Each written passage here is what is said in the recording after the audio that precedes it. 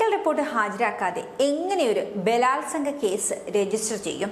ഇത് സാധാരണക്കാർക്ക് പോലും ചിന്തിക്കാവുന്ന ഒരു കാര്യമാണ്. ഇത്തരത്തിലൊരു നിയമവശമാണ് മുൻ DGP കൂടിയായ doctor TP Senkumar Rahul Mamkootathil MLA കേസിനെ ആസ്പദമാക്കി ഇപ്പോൾ ഫേസ്ബുക്കിലൂടെ കുറിക്കുന്ന കുറിപ്പിൽ പങ്കുവെക്കുന്നത്. ബലാത്സംഗ കേസിൽ പാലക്കാട് MLA രാഹുൽ മാങ്കൂട്ടത്തിൽ ഇന്നലെ അറസ്റ്റിലായിട്ടുണ്ട്. ഇപ്പോൾ മുൻ DGP ഡോക്ടർ സെൻകുമാർ ഈ ഒരു കേസിനെ പറ്റി, ഇതിന്റെ നിയമവശങ്ങളെ പറ്റി രാഹുലിന്റെ പേരിന് പകരം കോഴി എന്ന് പരാമർശിച്ചുകൊണ്ട് ഒരു പൂവൻ കോഴിയുടെ ചിത്രത്തിനൊപ്പം ഒരു കുറിപ്പ് പങ്കുവച്ചിരിക്കുന്നു. ഒരു സൈക്കി കോഴിയെ പിടിക്കുമ്പോൾ ശ്രദ്ധിക്കേണ്ട നിയമപരമായ കാര്യങ്ങൾ എന്ന് പറഞ്ഞുകൊണ്ടാണ് ഇദ്ദേഹം ഇതിനെപ്പറ്റി എഴുതുന്നത്.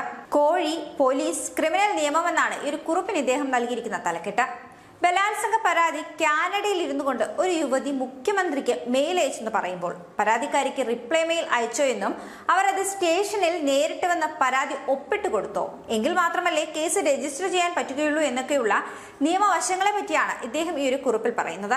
സാധാരണക്കാർക്ക് മനസ്സിലാക്കാത്ത ചില വശങ്ങളും ഈ ഒരു കേസിൽ ഉണ്ടെന്നാണ് ഇതിന്റെ അർത്ഥം. അതേസമയം SIT റിപ്പോർട്ടിന്റെ അടിസ്ഥാനത്തിൽ നിയമോപദേശം തേടിയതിനു ശേഷം രാഹുൽ മാങ്കൂട്ടത്തിൽ MLA സ്ഥാനത്തു നിന്നും അയോഗ്യനാക്കുവാനുള്ള നടപടിയിലേക്ക് കടക്കുമെന്നും കേൾക്കുന്നു.